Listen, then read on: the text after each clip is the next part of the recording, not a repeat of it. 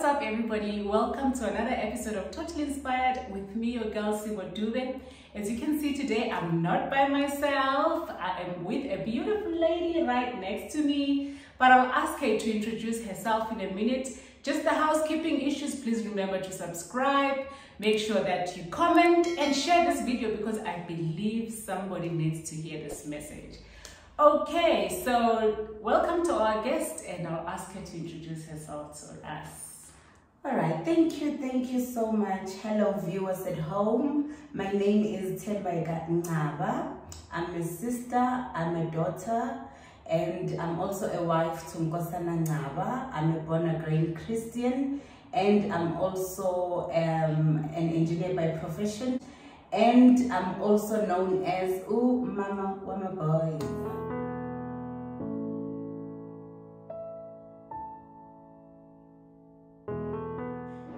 The reason why we've invited Thembeka today is so that she can take us through her fertility journey. I know somebody will be helped by her story. So Thembeka, can you just briefly take us through your journey, what you went through, how things unfolded in your life in terms of your fertility journey? Okay. My husband and I got married in 2008, and in the 9 years of our journey, we were unable to conceive. And during that time, obviously you will start now going to the gynecologist or go to the GPs and etc. so that you get, to find out what exactly is going on. And trust me, Sibo, during that period, you are just not okay. I'm always telling people that the waiting part requires you to apply patience because it's not easy to wait. You are waiting upon God, but you don't know when are you going to get an answer. And I think I've seen probably 4 to 5 gynecologists, which are different. But there was one GP that I went to, and I did all the tests. And when I thought that he was now going to hand me over to a gynecologist, but that didn't happen. And I decided that from there, then let me rather move to the next one. I don't remember much on the second one, but one thing that I remember is the third one that I went to. He immediately said to me, I've got cyst in my ovaries. Okay. Yeah, so I needed to do an operation so that they can remove the cyst. So I went for an operation.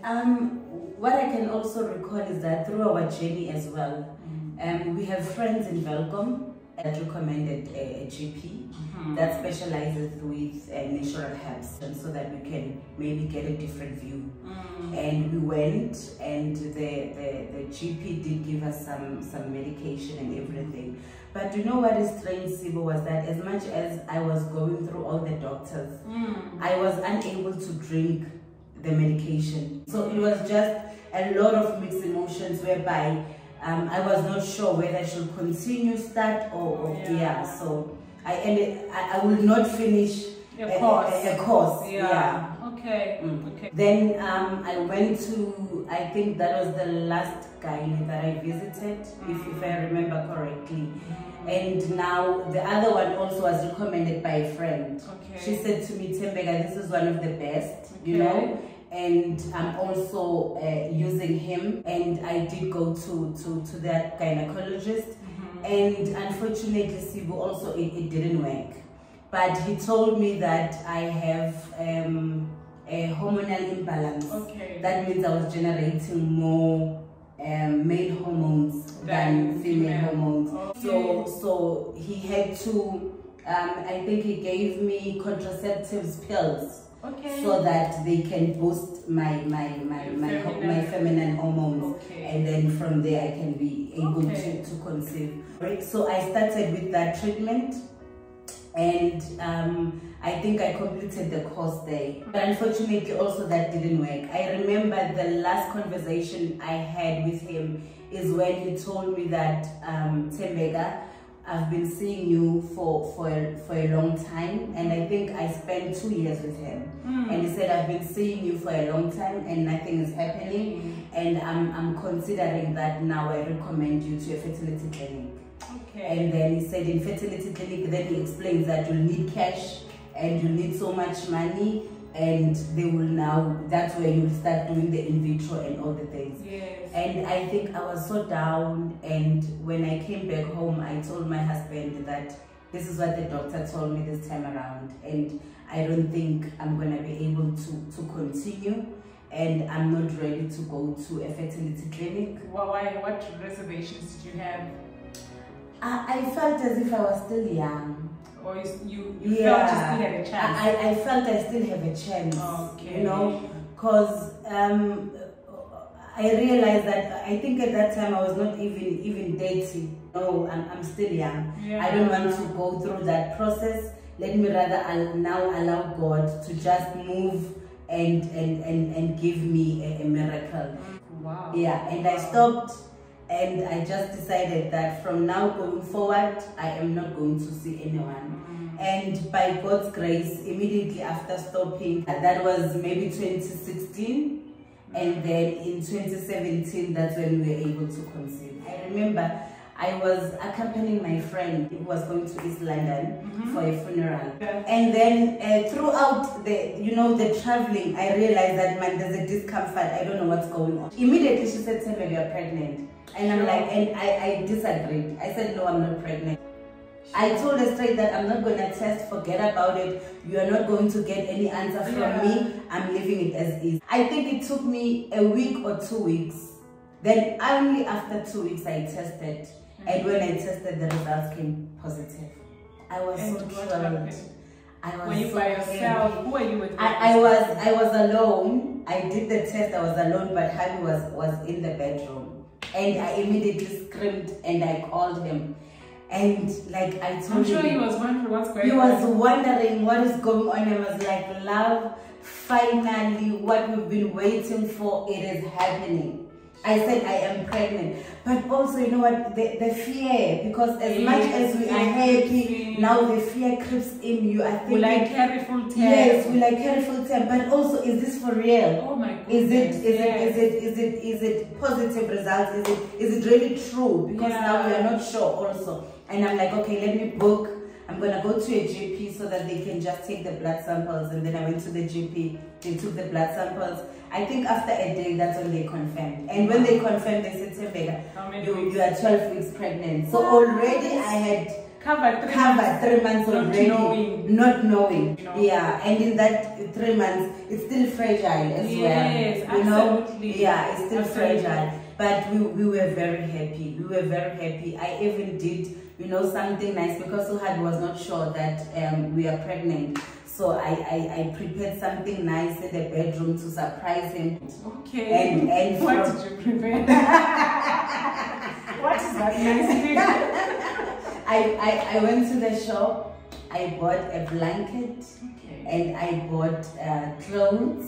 They are yellow. And then from there I think I bought something that says we are pregnant. And we started receiving gifts from that day until Lukolo was born. But tell me, now the fear that you talk about. Yeah. How open were you to tell people that you're pregnant? I mean, you've been waiting for so long, and people obviously knew you probably had been waiting that long.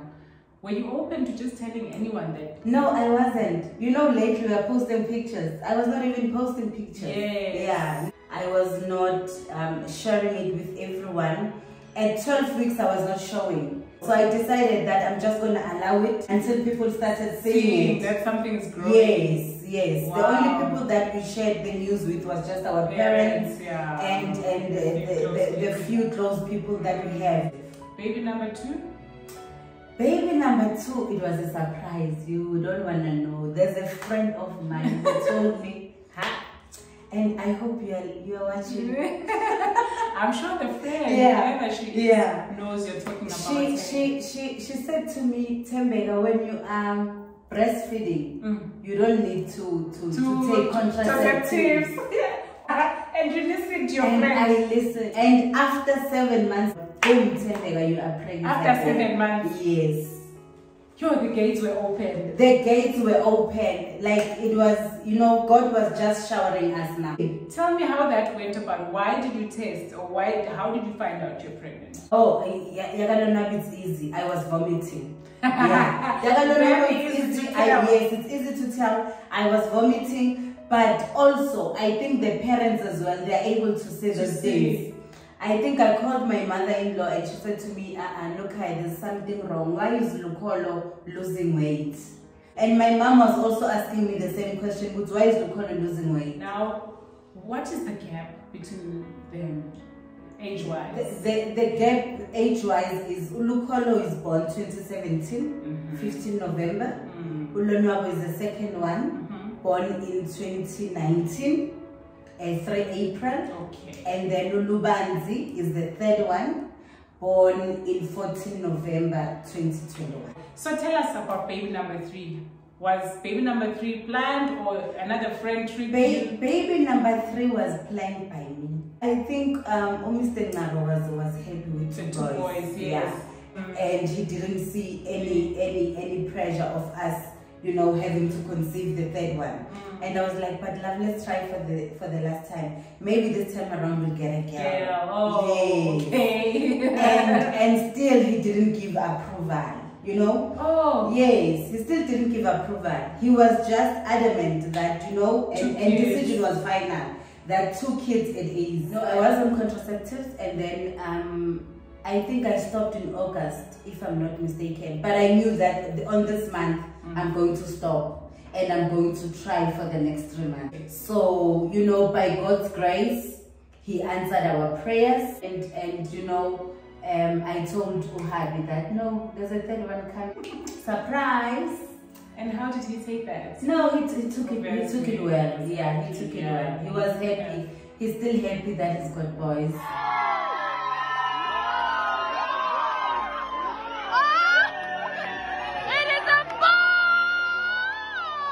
You know, but because I was just hoping that things, yes, but also it's still a great thing because it's still a blessing and we're still happy. Yeah. There was a time when Mr. Ncaba was called to go and minister in one of our friend's place in Pumula. When he was preaching there, he said to them that I'm no longer praying for my children, but I'm praying for the great grandchildren. Wow. You know, it's just to show that there is power in the tongue, and it also shows that we need to believe in God. We need to have faith and continue to live as if that it's already happened. Yeah. I've heard of people who, when they are still waiting, when their moms are waiting, they even have names for their kids even before, you know, they know whether there is a chance for them to have kids. Yeah. Did you go through that period where you started, you know, calling into existence things that were not yet?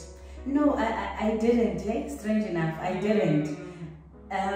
But one thing for sure was I always knew which room in my house I'm gonna use as a nursery. Wow. Yeah. Wow. And a few of my friends bought. There's one who bought me a birth certificate holder. Yes. Really? Yeah. She bought me a birth certificate holder, and she said, "Thembeka, please pray for it. Please start praying for it." And then you'll find that there's those who will tell you that buy clothes and then pray for them. Now take us back a little. At what point did you realize that something was not right, something was not okay? Kosana and I got married when we were young. Okay. And through our journey, we realized that maybe we need to give ourselves time, you know, before we can start having kids. But, you know, that time was not supposed to be 9 years. Yes. You know? Yeah. So immediately after 4 years, you realize that, no, now there's a problem, because you start accomplishing things and then you realize that, no, but at least now we are stable. Now we can be able to afford and have kids, you know? And then that's when you realize that, no, things are not happening. And you also realize when you see your siblings who are younger than you know? Yeah. And you also realize when you see the couples that got married after you are having kids. And you also see the loved ones that you have in your space are also having kids, but not only 1, but 2 and 3. Yeah. Then definitely it now starts to hit hard that definitely, Thembeka, there is a problem. So family, friends, parents, you know, when they see that this period is taking long, often start to put pressure. Like sometimes newlyweds, as soon as they're married, family are already making demands. So when your loved ones started to see that this is taking longer, what were they saying to you? You know, from my side, Sibo, I didn't experience pressure. However, I could see the pain in their eyes. I could see the worry, you know, from my mother-in-law or my mother. Because I remember my mother-in-law, she will call and say, okay, how are you doing? Are you guys seeing the doctor? So she would just want to find out, are you doing something about it? My mom was worried as well, though she's not that vocal. Yes. I think she prefers to be quiet. And maybe I'm sure she was praying behind the scenes. Yeah, I think she was praying behind the scenes, but one thing for sure, her high blood was always high. So yeah, you know, pressure from the family was not there. The only thing was the pain and the worry and the concern that the families show. And my husband was just okay. He was just supportive, and there was no any serious concern. Did you ever believe that one day you'd actually be a mom? If someone told you, Thembeka, you know you're going to be a mom of 3 boys one day, how would have that sounded to you? Sure. So, you know, when you are going through that journey, at the beginning you will think that maybe it might not happen. Because there's a lot of things that are going on. At times you will think that, yes, it's going to happen. But I think I had faith that I will become a mother. Okay. And I knew that, you know, when the word of God says, for nothing is impossible with God. Yes. And I knew that indeed there is nothing impossible in Him. And once we trusted Him, surely it will happen. Yeah. And I used to encourage myself, you know, with the normal scriptures that we are used to, Abu Sarah and Abu Hannah. Yes. You know, when you follow that story, Saga Sarah, you will see that Sarah was old. I can't even picture her. Yeah. You know, now it's me, Thembeka, I'm still young. You know, you are thinking that, but God, it's possible. You know, absolutely. You tell yourself that definitely it is possible. Then now there's another word that they use, statements like Ncaba, to know, but you can't have everything. Yeah, you know, but surely Unkulunkulu has destined greater things for us. Yes. It's not His plan. Exactly. Unkulunkulu has destined greater things for us, to prosper us. As you speak, you know, you remind me of the scripture where He says, I pray that you may prosper in all. Like yes, in all things. In all things. You can't do well in your career and no, that's not God's no, that's not God's will. He wants you to prosper in all things. He wants us to prosper in all things, and we will prosper in all things. So tell me, you did touch on this a bit, that your hubby was supportive, but how did you function as a couple during that time when you're a mom in waiting, and how did it affect your relationship with your husband, if at all? Yeah, it didn't affect us at all. You know, one thing I think that I'm blessed with is that my husband was so positive, and he told me straight that one thing that he asked me was, Thembeka, what if we are not going to have kids? Does that mean now everything must stop? Yeah. Does that mean we must not live?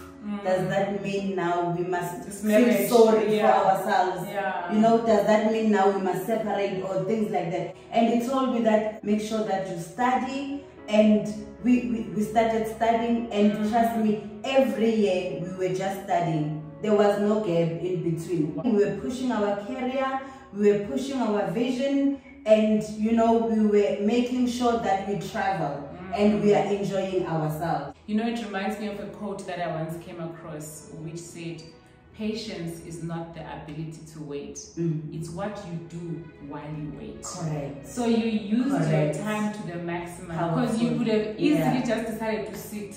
And now the kids have arrived, then suddenly you remember, I should have studied, I should have traveled, I should have done this. But you chose not to while away time. Correct. Moaning and feeling sorry for yourselves, but life continued and you lived it to the full. Yeah. I hope someone is learning out there to say, while you wait. Yes, while you wait, move on. If you want to start a business, start it. Yeah. You know, don't wait and moan and feel as if, you know, nothing is happening. At least do something about it. Correct. Maybe if you can share with us, what are some of the insensitive things that you came across while you were mom and raising? It could be words that were spoken to you or actions. Can you take us through some of the things? There's a lot. There's instances whereby we were told that this one I have to speak it in Zulu. Anina kata ninanja. Yes, anina kata ninanja nenzani. No. And there's instances whereby they said yes, those two, they are allowed to drive such cars because they don't have kids. They don't have kids. They are not buying nan. But you know, the painful part is that when such talks are being extended even to my parents, because my mom experienced the same as well. Also, people are now extending that type of negativity to onto your parents. Yeah, it doesn't only end with me, but it continues even to my parents, because they will ask my mom when is Thembeka having kids. They will ask her that, no, maybe you must bring her so that we take her to Banbani so that she can go and pray for her. Those are the things that make you feeling like you are not a woman enough. Yeah. I think I shared about this before, that as much as you are you've got a problem, but you are trying to hide it because you keep it to yourself. But it gets to a point where you can't hide it anymore. Because you are now in 8 years of marriage. People can see it. Yes. It's not a secret anymore. As much as you will think that, you know, they will say maybe you are still pushing a career, but you can't push it for 8 years. It gets to a point whereby, you know. And I've also realized at times is that not only women are struggling because they need to conceive their first baby, but you'll find that others have one baby, but now they're struggling to conceive number two. Exactly. And it can also be the very same painful experience. Yeah. So there was quite a lot of talks. You know, abanye they would recommend medication, abanye they would recommend everyone was a doctor. Everybody's a doctor, is a gynecologist. You know, people feel as if, yes, they have a right to say something. You know, strange enough, recently, just now, not like 2 days ago, there's somebody who asked me, but how did you do it? It's so strange that even now in 2022, I still get to be asked such questions. It's that Ncaba, this couldn't have just happened. Yes, that it couldn't have just happened. And you know what? When the timing is right, it's right. God answers. And it's something that we must just respect. So even past that, you still have a lot of explaining to do to Correct. That now you must explain that no, it's through God.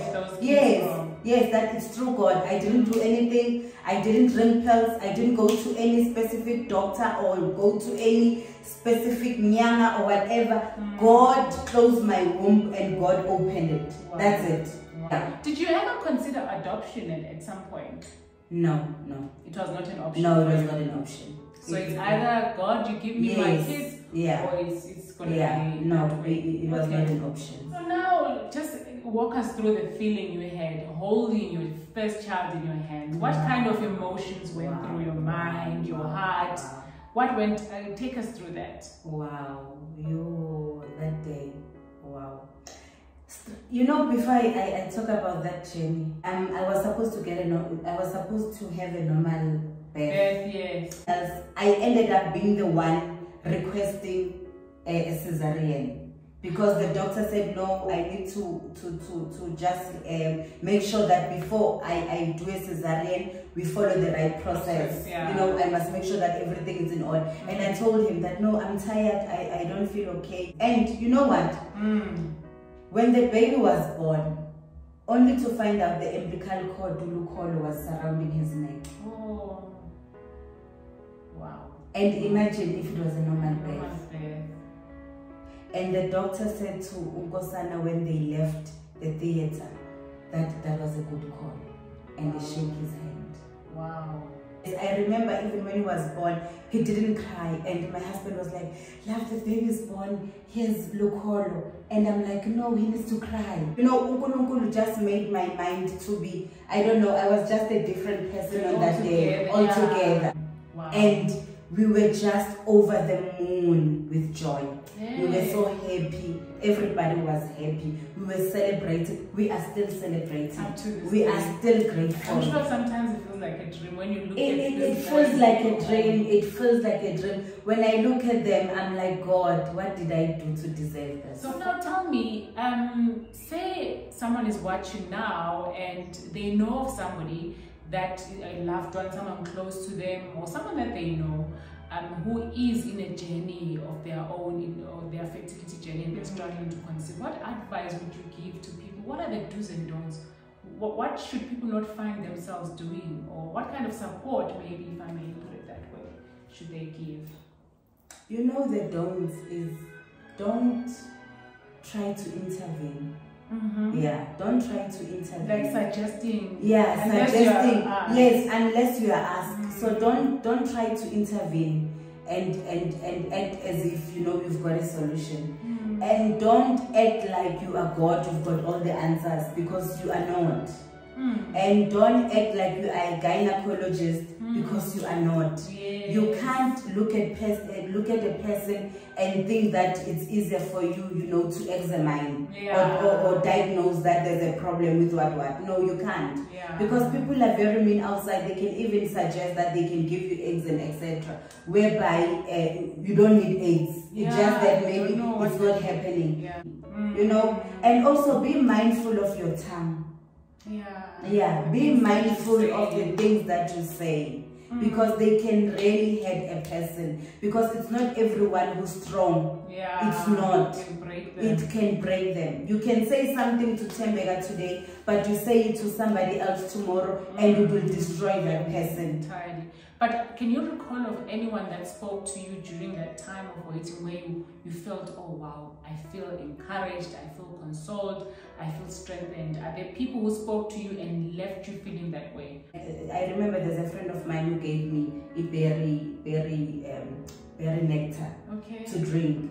Not that she thought that would be a solution, but she was just trying. You know, so those gestures, they made me realize that I've got people that are with me, and at times you'll just find somebody who or at times you just find somebody who will embrace you, give you a hug, and start praying for you, even without asking anything or talking too much. I don't remember the specific words. I don't remember the specific words, but definitely they will give me a words of encouragement, and you know, prayers. I know that we had people that were praying for us, and through we had people that were praying for us. And I think mainly the do's, as you just asked now, that the do's, just pray for somebody. Yes, it's enough. You know, it's enough. If you see that there's a problem, just pray for that person, or send a nice words of encouragement. It can go a long way. And I know you are very much hands-on, you know, in assisting with people's baby showers. How did that really make you feel deep down after you've made someone's baby shower look so pretty, and then you go back home and you don't have any kids of your own?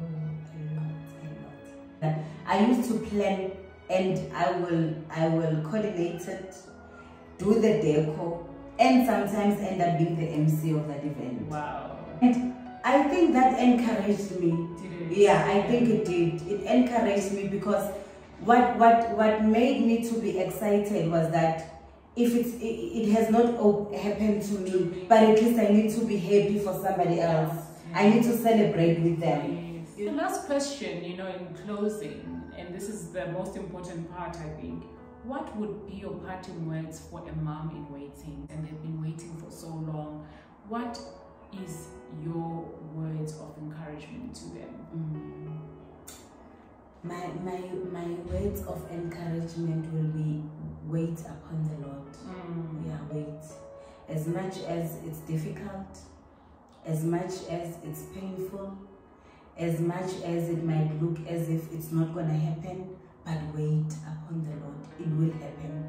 If it has happened to Sarah, it has happened to Anna, it has happened to Thembeka, surely it will happen to you. Because indeed, there is nothing impossible, and He is able. We just need to stick to that. No matter you know you are not okay, you are falling apart. Know that He is able. It is possible. So uNkulunkulu is with you. May you not lose hope.